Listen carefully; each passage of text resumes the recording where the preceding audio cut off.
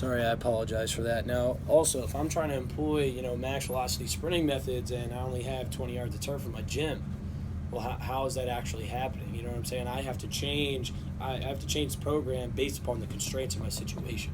So having an understanding of what your situation is with, equipment, people, logistics, time, money, that's going to influence your program even more than what you want to employ based off of the research that's out there. So the last thing is, now once you've gone from the understanding what your athlete needs to figuring out your long-term timeline to then looking at your daily constraints, this is now when you start writing your program the way that strength conditioning professionals and fit personal trainers love to. This is where you're picking the exercise, the loads, the reps, all that.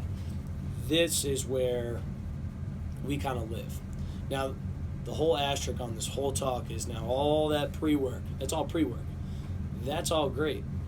But it doesn't matter once you get into the training session, because once you get in the training session, stuff's going to change. You did your research. You thought something was going to work.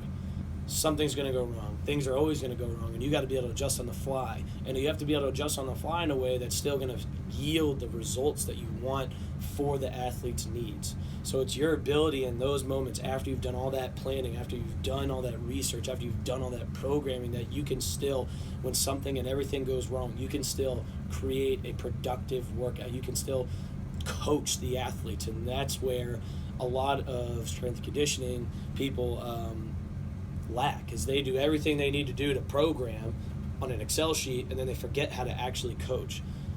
That is almost, this part of coaching and actually being with your athlete needs to be the majority of what you do. You still need to plan, yes, but you need to have the ability and the skills to work with the athletes to actually get the program you want to them the right way.